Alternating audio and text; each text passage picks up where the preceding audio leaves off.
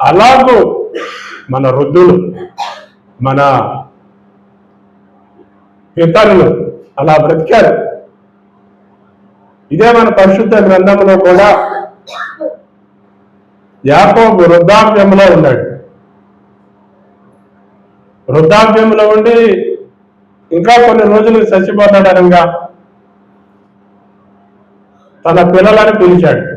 మొట్టమొదటిగా యోసేపు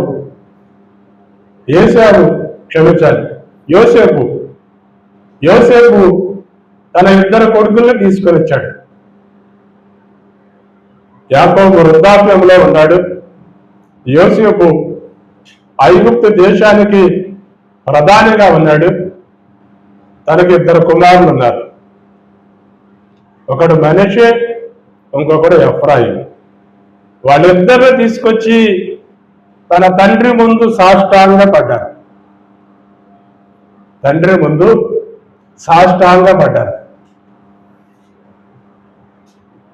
ఏమండి, అతను ఎవరు?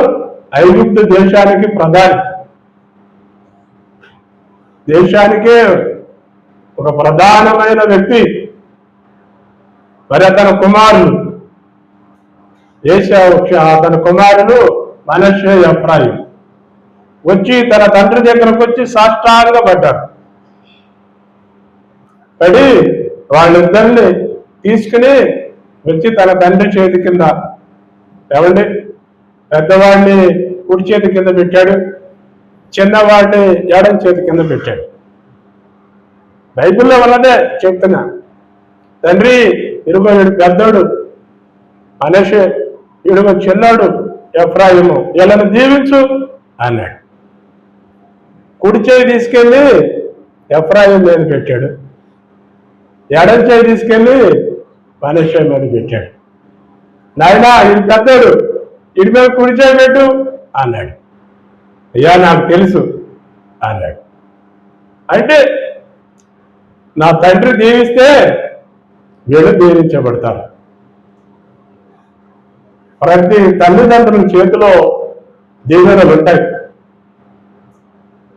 మీ చేతిలో శాపాలు కూడా ఉంటాయి.